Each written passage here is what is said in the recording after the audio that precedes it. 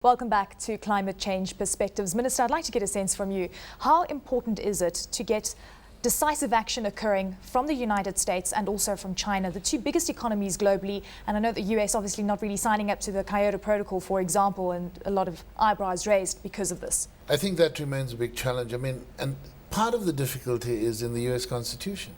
You know, the President Obama was in Copenhagen and made the commitment. But Congress must commit the resource. And that, I think, is a contradiction that faces us. It doesn't help that there are so many climate change skeptics in the United States as well. Notwithstanding the drought in a number of southern states, people are still very skeptical about this. We need to convince the US. China is actually a very different kettle of fish, because in the 12th five-year plan, which was adopted by the Chinese People's Congress in April this year, there's a very strong commitment to reducing emissions. Very strong. In fact, theoretically, China has a price on carbon, but it's an agreement within China between the government and people of China. They don't want to make a public commitment. It would be very good if they did. But I think it's also important in this context to recognize the big decision taken by the Australian government. Commonwealth of Australia decided to price carbon at $24 a tonne. It was a very difficult decision, but they were able to get it through both houses of Parliament. And I think that provides leadership to the rest of the world, because, you know, in the advisory group in finance to the UN Secretary General last year, the price that we gave in the current milieu was $25 a tonne. With Australia coming in at 24, I think that there's some leadership. And this must be used to try and rally all countries so that we can take this issue forward. I think it's necessary to understand that there's no escape from it, that the ravages of climate change don't stop at any border. They don't carry passports.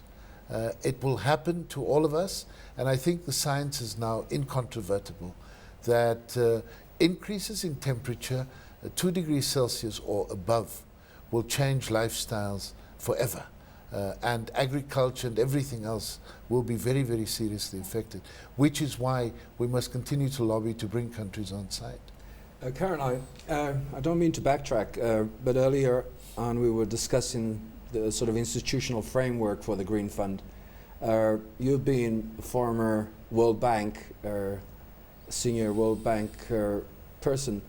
What is your thinking on the institutional framework that would probably get us beyond the obstacles of lacking support based on what Minister Manuel said a few seconds ago? I certainly agree that one of the biggest challenges at the moment with climate financing is that it's fragmented, it's complex, and it's confusing. And I've worked on climate finance, and I can tell you I am confused. And if you're a policymaker in a ministry and you've got thousands of things to do, how are we expected to really understand all these different mechanisms and all these different funders with all their different requirements, which flies in the face of everything that was agreed at the Paris Declaration, and ensuring that money is predictable and is in a way easier to manage. So I think in that respect something has to be done. Now, if I understand the Green Climate Fund, this institutional mechanism does give a greater voice to Africa than the World Bank does, the way in which it's set up at the moment. So there are some advantages to the Green Climate Fund.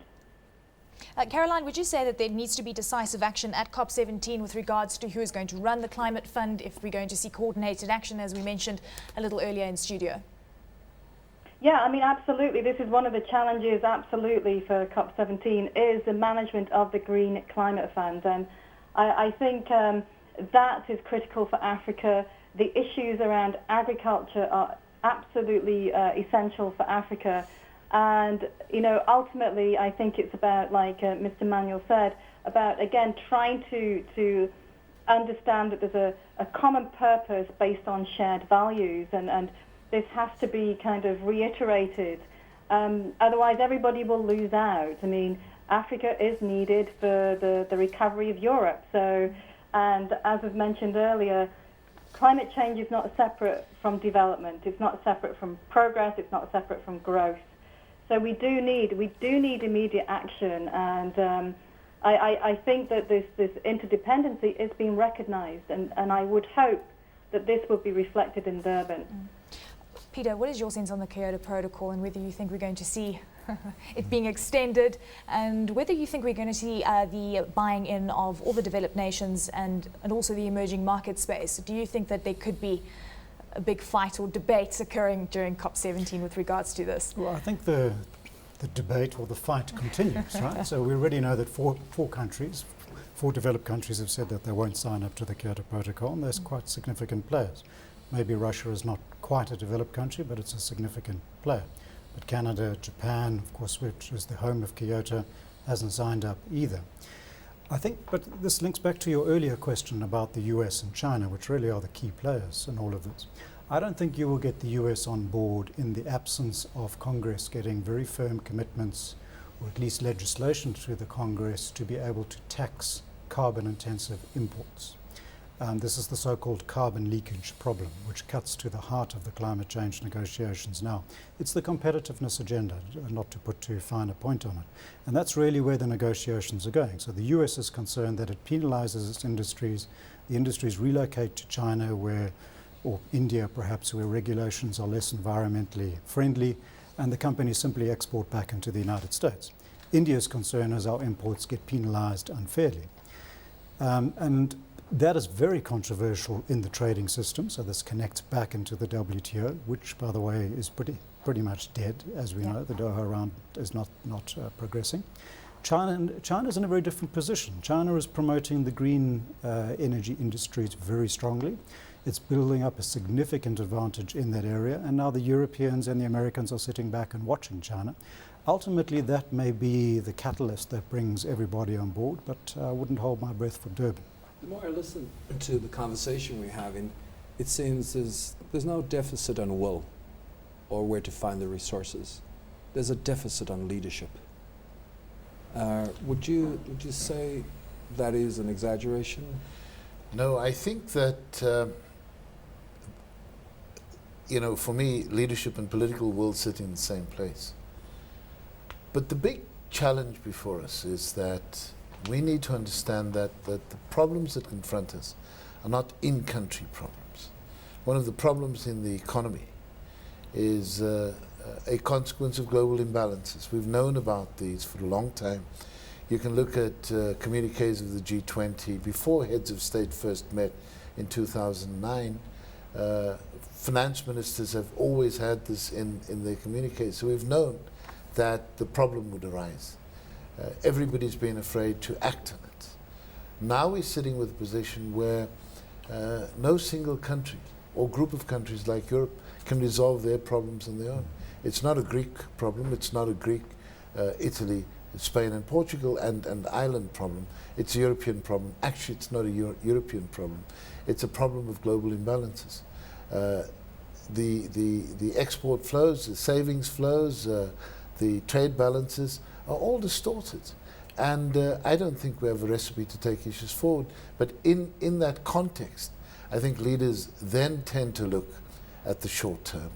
And when leaders look at the short term, they look at the next electoral cycle. One of the problems about the United States is we're sitting exactly 12 months away from presidential elections. And there'll be a complete freeze on any initiatives now. And so it's that kind of thing that sets us back. We need leaders who are confident enough, who are bold enough to take the long view on these issues and understand that regardless of what happens between now and November next year, the ravages of climate change are going to be there, and they're going to impact on the most poor and most vulnerable in the world. And this is why you need strong, decisive leadership to be able to advance from where we are. Minister, do you think that the 2008-2009 crisis, in a sense, actually proved what coordinated action on a global level to stabilize the financial system can actually do if people do work together?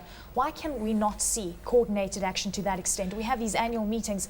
Surely we should be seeing decisive action? And do you think it's going to be done at COP17? Are you fully optimistic that we will find conclusions? Leni, on the one hand, that big breakthrough in April of 2009 at the second meeting of the G20 heads of state, there clearly was a big breakthrough. There was a commitment to finance the IMF to ensure that it had adequate resources. The problem now is actually much bigger. There needs to be the recapitalization, but there isn't the capital. That's the problem we have. But the second issue, and it's very unfortunate in the circumstance, is that when leaders convene, they look at the short term. Unfortunately, there's a presidential election in France next year.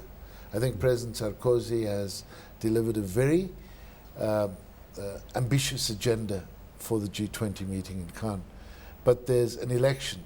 So in many ways, people will look at the communique at the conclusion of the meeting rather than at the longer term.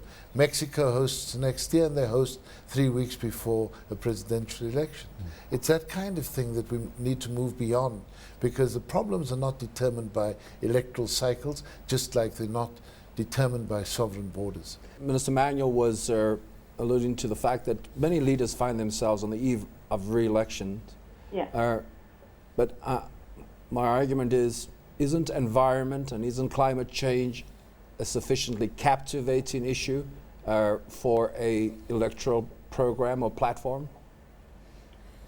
Well, actually, I'm afraid it's the opposite.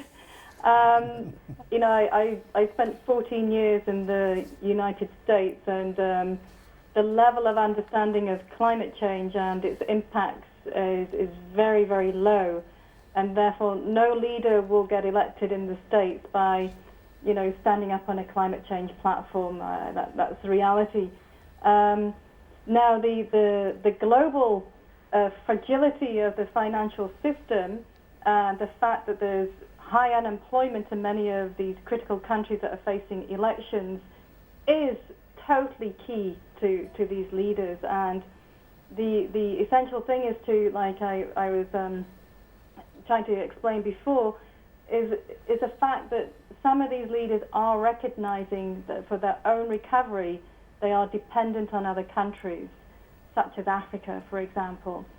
And Africa's progress will be determined by the way in which we handle climate change. So Africa is incredible. The growth rate this year is predicted to be 4.8% in 2011. So within Africa, you've got incredibly resilient economies compared to the economies of Europe and even the United States. So there's somewhere in there is a success story. And some of these economies are doing very, very well. And it's this interdependence of economies doing well and economies not doing well. We would hope leaders would be able to help Africa in that context. But a climate change platform is very, very difficult to say, I am the climate change leader. But there's just two very quick things I wanted to comment on. One is the lack of leadership, and I think there's a tension between leading your own country and being a global leader. And I think some of the leaders these days could potentially be a great global leader, but they're so attuned to the sensitivities of their own electorates at this moment in time, as we have seen around many of the social tensions in many countries. So there is definitely a vacuum in global leadership, and we need it now more than ever before, because there is a crisis of global governance, a crisis of global economic governance. And I think, secondly, if you frame climate change in a social justice kind of framework, I mean, Africa, they have the least to do with the problem, and they are most affected. Yeah. And to me, this is something that is a very important message. So they should not have to pay for the mistakes of other countries. Peter, we're almost out of time. Very, very quickly, very quick, a brief view on COP17 this year. I remain cautiously optimistic, but I wouldn't set the bar too high. Cautiously optimistic. We've heard that a lot these past few years. Thank you very much to all of you for joining us. Great to have you on the program. On that note, we've come to the end of this week's edition of Climate Change Perspectives. A big thank you to our guests, Caroline Kende-Robb, Minister Trevor Manuel and Peter Draper. Until next week, from Daniel, Kinnear and myself, it's goodbye.